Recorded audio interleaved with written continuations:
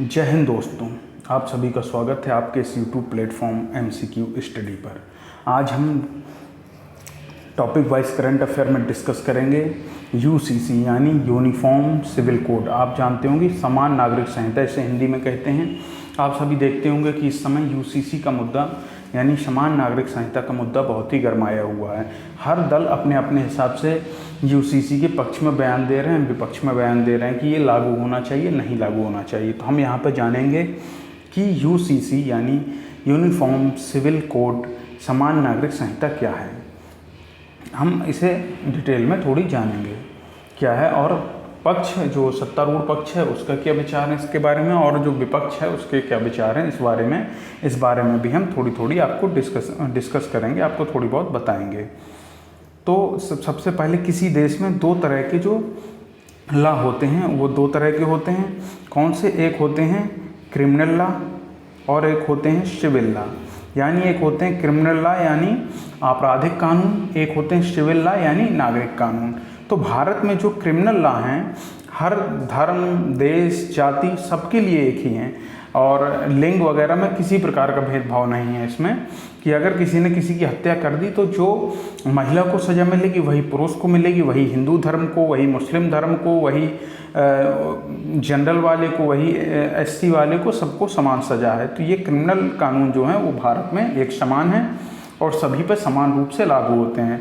लेकिन ये जो सिविल लॉ हैं ये हिंदू, मुस्लिम, ईसाई, पारसी इन सब के हिसाब से अपने अपने ये डिफ़र करते हैं। मतलब पर्सनल लॉ में कौन कौन से डिफ़र करते हैं? एक विवाह से संबंधित हो गया, एक तलाक से संबंधित हो गया, एक उत्तराधिकार से संबंधित हो गया, और एक गोद लेने के मामलों से संबंधित जो कानून है हर धर्म के हिसाब से अलग अलग डिफ़र करते हैं। इन्हें पर्सनल लॉ के रूप में जानते हैं।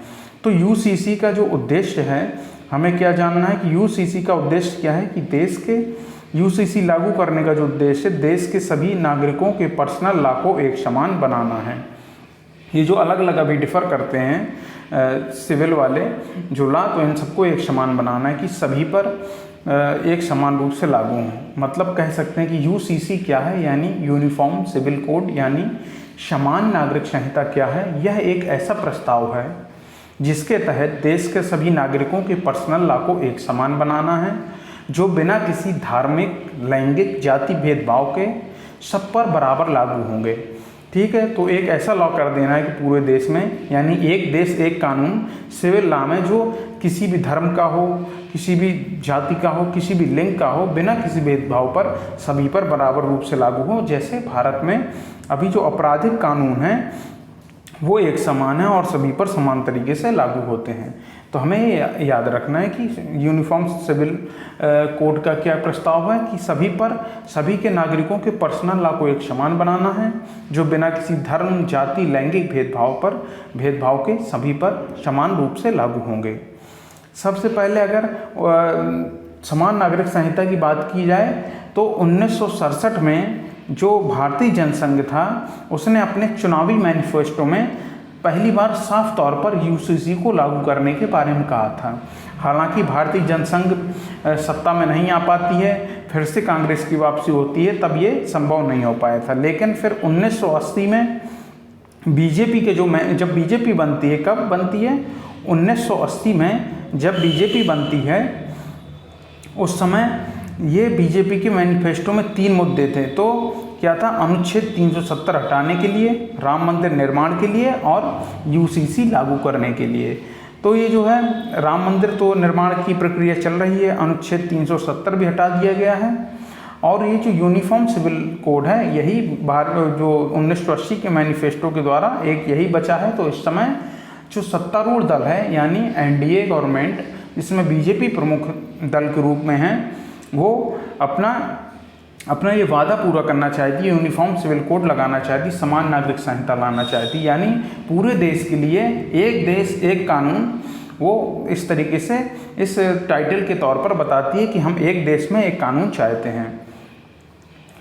तो अब हम ये जान लेते हैं कि हमने आपको बताया कि सभी के पर्सनल लॉ अलग अलग हैं, तो देश के सभी नागरिकों के पर्सनल लॉ को एक समान बनाना है। मतलब जो पर्सनल लॉ हैं सबके अलग अलग धर्म के हिसाब से अपने व्यक्तिगत कानून बने हुए, उन सभी को एक साथ कंबाइंड करके पूरे देश के लिए एक कानून बनाना है। तो हम जानते हैं कि पर्सनल लॉ क्या है। पर्सनल लॉ जो हैं वो अभी जो है कि अभी कौन कौन से समुदाय, जैसे हिंदू, मुस्लिम, ईसाई, पारसी और ये सब अलग अलग समुदाय जो हैं, अलग अलग धार्मिक समुदाय, ये विवाह के मामले में, तलाक के मामले में, उत्तराधिकार के मामले में और गोद लेने के मामले में अपने अपने पर्सनल लॉ का पालन करते हैं।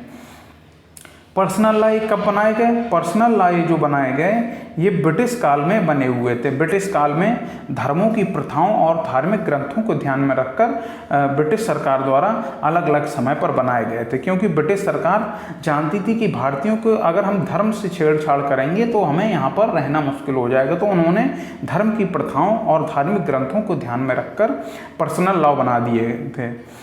हिंदू और मुस्लिम पर्सनल लॉ की अगर बात करें तो भारत में ब्रिटेन के कब्जे के समय से ही ये अस्तित्व में आ गए थे। मतलब ब्रिटेन ने जब कब्जा किया था तब ब्रिटेन ने हिंदू और मुस्लिम के पर्सनल लॉ को बनाया था और समय समय पर इनमें परिवर्तन भी करते गए। जैसे जैसे सुधार होते गए तो इनमें परिवर्तन भी होते गए हैं। अगर हिंदू के बारे में बात करें, जो हिंदू पर्सनल लॉ है जिसे हम हिंदू कोड बिल के बारे में भी कह सकते हैं, सबसे पहले हिंदू कोड बिल के बारे में बात की जाए तो 1864 में एक एंग्लो हिंदू लॉ आया था। याद रखिएगा कब आया था? 1864 में, सॉरी 67 लग गया। 1864 में एक एंग्लो हिंदू लॉ आया था जो लागू किया गया था, लेकिन इसे महिलाओं के लिए भेदभावपूर्ण माना गया। फिर आज़ादी जब मिलती है भारत को 15 अगस्त 1947 को, जब भारत देश स्वतंत्र हो जाता है, तब आज़ादी के बाद कब 1956 में हिंदू कोड बिल पास किया जाता है। हिंदू कोड बिल पास किया गया, इसमें बाल विवाह, उत्तराधिकार जैसे मामलों में बदलाव किया गया और हिंदू कोड बिल को पास किया गया। हिंदू कोड बिल से महिलाओं को कुछ अधिक अधिकार मिल गए, जैसे पिता की संपत्ति में भी महिलाओं को अधिकार प्राप्त हुआ। तो इसमें इस समय क्या हुआ था? बाल विवाह, उत्तराधिकार जैसे मामलों के लिए बदलाव किया गया, महिलाओं को कुछ अधिकार मिल गए, जैसे पिता की संपत्ति वगैरह में अधिकार मिल गया। तो हमें इसमें क्या याद रखना है कि 1956 में हिंदू कोड बिल यहाँ पर पास हुआ था। आज़ादी के बाद 1956 में हिंदू कोड बिल पास किया गया था। एक बात और याद रखिएगा कि हिंदू कोड बिल है, हिंदू कोड बिल के अनुसार ही बौद्ध, जैन और सिख समुदाय किस किस पर हम जान लेते हैं कि बौद्ध जो समुदाय है यानी बौद्ध धर्म वाले, जैन धर्म वाले और सिख धर्म वाले, इन सभी पर हिंदू कोड बिल ही लागू होता है। याद रखिएगा समय समय पर ये जो समुदाय हैं इस बात का विरोध करते हैं कि हमारा भी अपना कोड बिल होना चाहिए जैसे सबका है, तो इस बात का विरोध भी करते हैं। अब हम मुस्लिम पर्सनल लॉ पर आते हैं कि मुस्लिम पर्सनल लॉ क्या है। मुस्लिम पर्सनल लॉ जो हैं ये विवाह, तलाक, उत्तराधिकार के मामले में मुस्लिम समुदाय के इसमें अलग कानून हैं। ये लोग जो मुस्लिम पर्सनल लॉ हैं इसमें शरीयत एप्लीकेशन एक्ट 1937, याद रखिएगा, ये अच्छी तरह से याद रखिएगा कब है? शरीयत एप्लीकेशन एक्ट 1937 का पालन करता आ रहा है कौन? मुस्लिम पर्सनल लॉ बोर्ड। ये जो शरीयत एप्लीकेशन एक्ट 1937 है, हालांकि इसमें एक जो तबका है इसे भी महिला विरोधी बताता है। ठीक है, तो 2017 में सरकार ने क्या किया था? जो तत्कालीन सरकार थी उन्होंने 2017 में जो मुस्लिम पर्सनल लॉ के तहत ट्रिपल तलाक दिया जाता है वो असंवैधानिक घोषित कर दिया था। क्या? असंवैधानिक घोषित कर दिया था। फिर 2019 में संसद एक कानून पास करता है, मुस्लिम महिला विवाह अधिकार संरक्षण बिल को पास करता है और ट्रिपल तलाक को कानूनन अपराध घोषित करता है। 2017 में क्या हुआ था? असंवैधानिक घोषित किया गया था कि जो मुस्लिम पर्सनल लॉ बोर्ड के तहत जो ट्रिपल तलाक दिया जाता है, मुस्लिम पर्सनल लॉ के तहत जो ट्रिपल तलाक दिया जाता है उसको असंवैधानिक घोषित कब किया गया था? 2017 में। फिर 2019 में क्या होता है? 2019 में संसद द्वारा एक बिल पास किया जाता है, उसका क्या नाम था? नाम देख लीजिए, मुस्लिम महिला विवाह अधिकार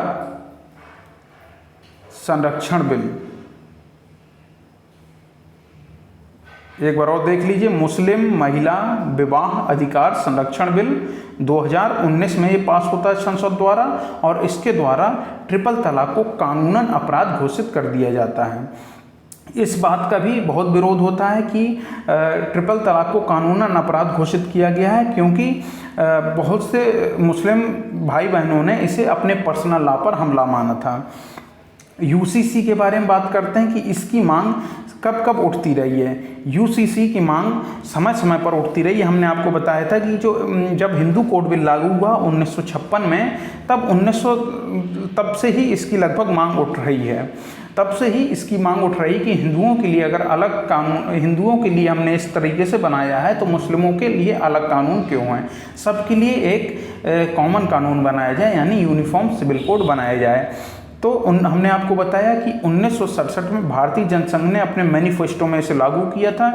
साफ तौर पर कहा था कि हम यूसीसी को लागू करवाएंगे। फिर 1980 में जब भारतीय जनता पार्टी की स्थापना होती तो उसके 3 प्रमुख मुद्दों अनुच्छेद 370, राम मंदिर निर्माण और यूनिफॉर्म सिविल कोड लागू करने के बारे में भी उसने कहा था, और समय समय पर इसके बारे में मांग उठती रही है।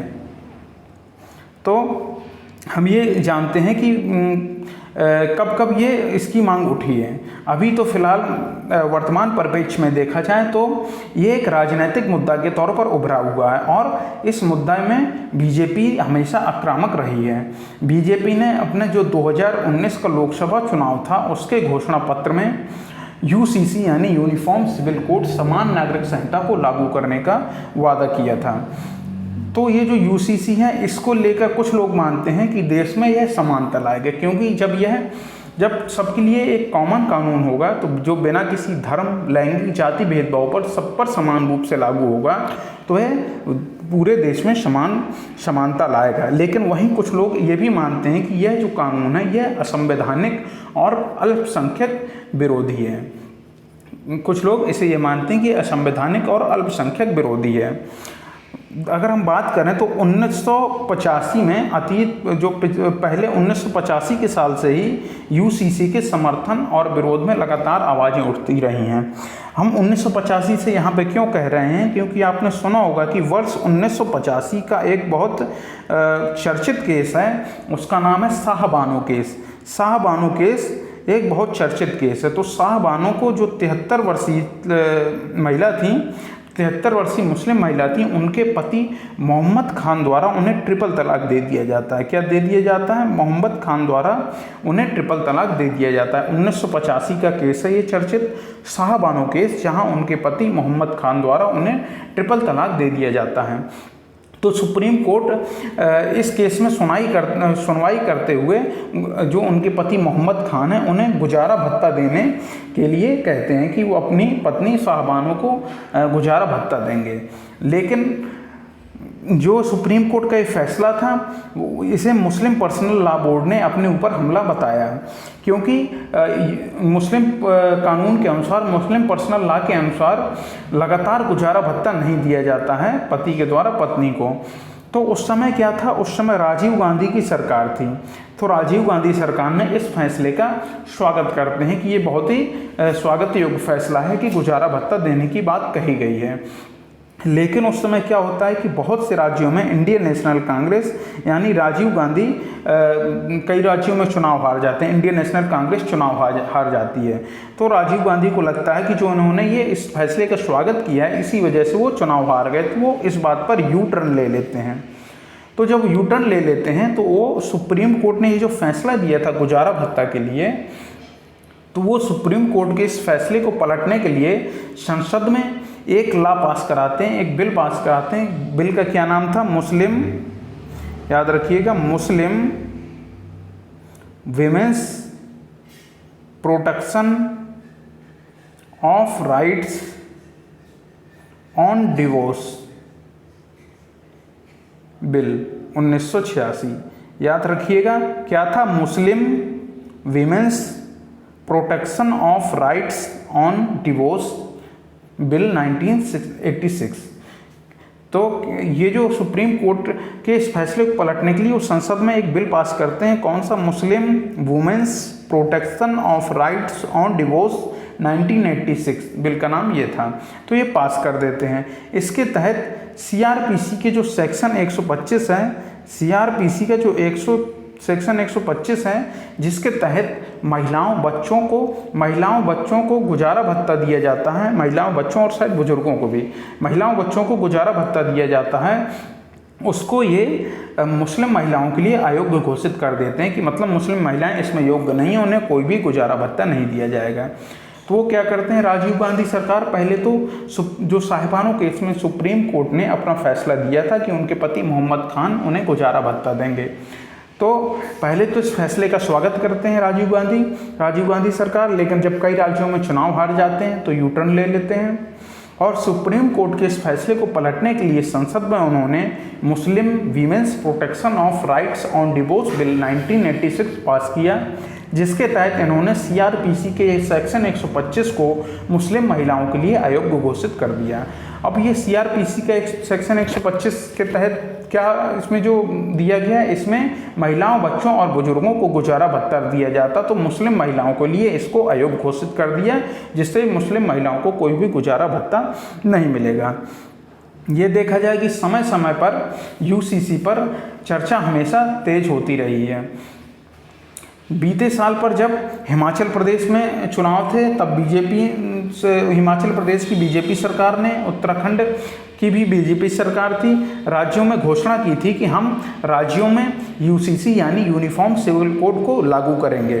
गुजरात सरकार ने भी यूसीसी लागू करने के लिए, गुजरात सरकार ने तो एक कमेटी ही गठित कर दी थी यूसीसी लागू करने के लिए कि हम किस प्रकार लागू कर सकते हैं, इस बारे में आप हमें सुझाव दीजिए। तो गुजरात सरकार ने एक कमेटी भी गठित कर दी थी और वर्तमान में जो प्रधानमंत्री हैं इस समय, इन्होंने बीते 27 जून को भी इस बारे में एक विस्तृत चर्चा की है। प्रधानमंत्री ने विस्तृत चर्चा की है, बीते 27 जून 2023 को इस बारे में एक विस्तृत चर्चा की है। अब हम ये जानते हैं कि यूसीसी पर संविधान क्या कहता है, तो संविधान के बारे में बात कर लेते हैं। तो यूसीसी पर संविधान क्या कहता है? संविधान का जो अनुच्छेद 25 से 28 है, संविधान का अनुच्छेद 25 से 28 है, ये धार्मिक स्वतंत्रता का अधिकार देता है। भारतीय नागरिकों को धार्मिक स्वतंत्रता का अधिकार देता है और धार्मिक समूहों को अपने मामलों को खुद देखने का अधिकार देता है। तो लेकिन जो अनुच्छेद 44 है, नीति निर्देशक तत्व में आता है, अनुच्छेद 44 के अनुसार जो राज्य है, मतलब भारत के पूरे क्षेत्र में नागरिकों के लिए एक समान नागरिक संहिता करने का प्रयास करेगा, उसमें ये कहा गया है। तो संविधान क्या कहता है यूसीसी पर? अनुच्छेद 25 से जो 28 है वो कहता है कि भारतीय नागरिकों को धार्मिक स्वतंत्रता का अधिकार है और धार्मिक समूह को उनके मामलों को खुद देखने का अधिकार देता है। लेकिन हालांकि इसके साथ साथ अनुच्छेद 44 जो नीति निर्देशक तत्व दिए गए हैं उसके अनुसार जो राज्य है, भारत के पूरे क्षेत्र में, राज्य यहाँ पे भारत देश को लेकर चलिए, भारत के पूरे क्षेत्र में नागरिकों के लिए एक समान नागरिक संहिता करने का प्रयास करेगा, ये कहा गया है इसमें। तो यूसीसी के लिए अभी तक ये देखा जाए तो यूसीसी के लिए अभी तक किसी ने भी कोई भी मसौदा पेश नहीं किया है। मतलब क्या कि इसके लागू करने के लिए क्या प्रोसेस होगा, किस तरीके से, किस प्रकार से लागू होगा, इस बारे में अभी कोई भी मसौदा पेश नहीं किया गया है। यहाँ पर एक बात और आपको ध्यान रखने वाली है। क्या ध्यान रखने वाली है कि गोवा जो है, गोवा भारत का एक इकलौता ऐसा राज्य है जहाँ पर अपना कॉमन सिविल कोड है, वहाँ पर अपना कॉमन सिविल कोड है गोवा का, जिसे गोवा फैमिली लॉ भी कहा जाता है। तो क्या है, गोवा भारत का इकलौता राज्य है जहाँ पर अपना कॉमन सिविल कोड है, जिसे गोवा फैमिली लॉ भी कहा जाता है। अब हम ये जान लेते हैं कि यूसीसी को लेकर बीजेपी का यानी तत्कालीन जो एनडीए सरकार है उसका क्या स्टैंड है। तो एनडीए में क्या है, बीजेपी एक प्रमुख दल के रूप में शामिल है। तो बीजेपी का स्टैंड हमेशा से यही रहा है कि देश के हर नागरिक के लिए सभी कानून बराबर होने चाहिए। जैसे क्रिमिनल आपराधिक कानून यानी क्रिमिनल लॉ बराबर हैं, उसी प्रकार सिविल लॉ भी बराबर होने चाहिए। यानी सभी को बिना धार्मिक, लैंगिक और जाति भेदभाव के सभी पर एक ही कानून लागू होना चाहिए। लेकिन कांग्रेस ने अभी तक अपना स्टैंड साफ नहीं किया है यूसीसी पर, और जो कांग्रेस के अलावा अन्य विपक्षी दल हैं उन्होंने भी अपना स्टैंड नहीं साफ किया। वो ये हमेशा कहते रहे हैं कि जो भारत कहा जाता है कि विविधता वाला देश है, तो जो भारत जैसे विविधता वाले देश में एक जैसे कानून को कैसे लागू किया जा सकता है, वो ये कहते हैं। तो बीजेपी का तो ये है कि हमेशा स्टैंड साफ रहा है कि हमें एक देश एक कानून चाहिए, ठीक है। लेकिन कांग्रेस अभी तक अपना स्टैंड साफ नहीं कर पाया। वो कहता है कि भारत जैसे विविधता वाले देश में सभी को एक जैसे कानून कैसे लागू किया जा सकता है। और कांग्रेस हमेशा मांग करती रहे कि बीजेपी हमें ये बताए कि वो यूसीसी को किस प्रकार लागू करेगी, प्रोसेस पेश करे, खाका यानी एक ढांचा पेश करे कि हम इस प्रकार से हम यूसीसी को यानी समान नागरिक संहिता को लागू करेंगे। आम आदमी पार्टी कहती है कि आम आदमी पार्टी के जो संयोजक हैं अरविंद केजरीवाल, वो कहते हैं कि यूसीसी यानी समान नागरिक संहिता को सभी समुदायों की आपसी सहमति के बाद ही लागू करना चाहिए, आपसी सहमति के बाद ही लागू करना चाहिए। तो बीजेपी का स्टैंड साफ है।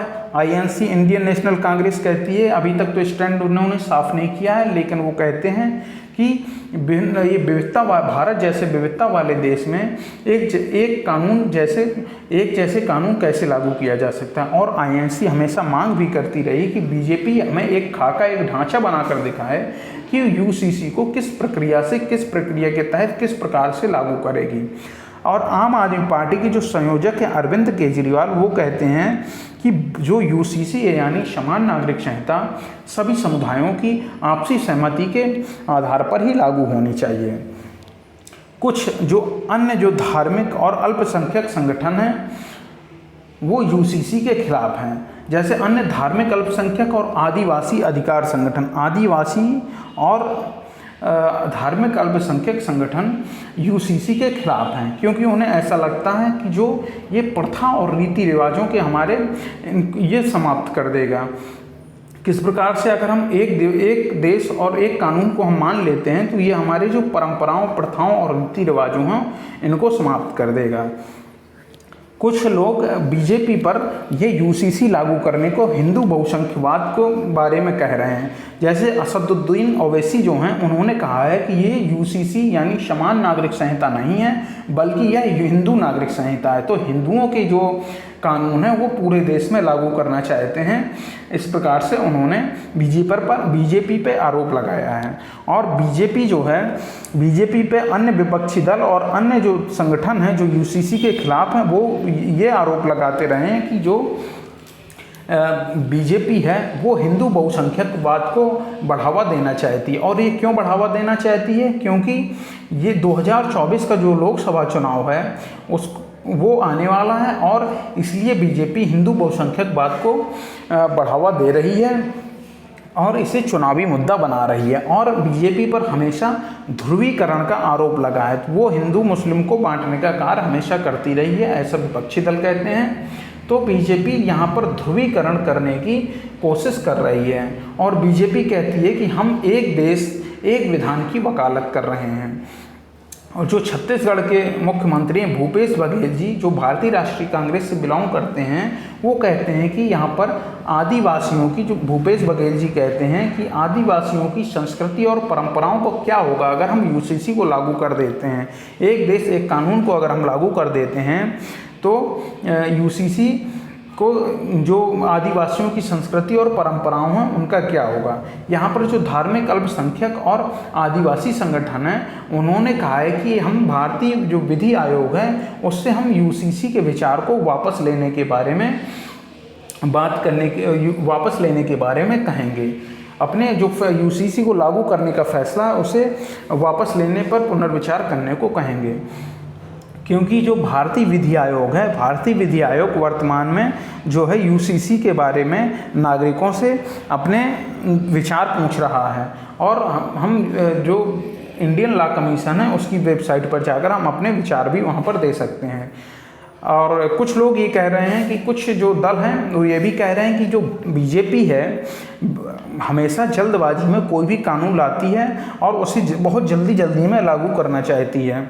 जैसे जब कृषि कानून लाए गए थे भारतीय जनता पार्टी की तत्कालीन एनडीए सरकार यानी भारतीय जनता पार्टी यानी मोदी सरकार कहा जाए, तो उन्होंने बिना किसी प्रक्रिया के जल्दी लागू कर दिए थे।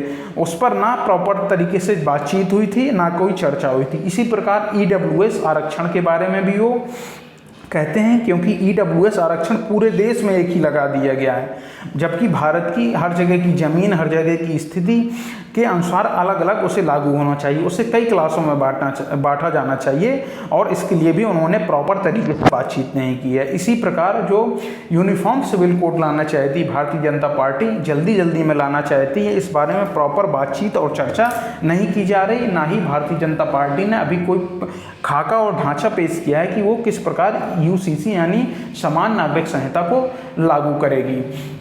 तो बीजेपी पर हमेशा विपक्षी दलों का यही आरोप रहा है कि हिंदू बहुसंख्यकवाद और ध्रुवीकरण को बीजेपी बढ़ावा देना चाहती है, और इस समय ये जो मुद्दा उठाया हुआ है समान नागरिक संहिता का, यह मुद्दा टोटली 2024 के जो लोकसभा चुनाव है उसे लेकर उठाया है, क्योंकि भारतीय जनता पार्टी की लगभग 2014 से सरकार है, तो लगभग 9 सालों से ये कभी भी यूनिफॉर्म सिविल कोड को लेकर बातचीत कर सकती थी और इसको मुद्दा बनाकर इसके बारे में राय कायम कर सकती थी, और सभी जो धार्मिक संगठन है उन सभी को एक राय कर सकती थी। लेकिन भारतीय जनता पार्टी जिस प्रकार उस पर आरोप लगते रहे हैं कि बहुत ही जल्दी से हर चीज़ लागू करना चाहती है, तो 2024 के चुनाव को मद्देनजर रखते हुए यूसीसी लागू करना चाहती है। तो दोस्तों, आपको यूसीसी के बारे में हमने ये सब बताया, और हर जो सत्तारूढ़ दल है और विपक्षी दल क्या क्या अपना स्टैंड रखते हैं उस बारे में बताया, और किसने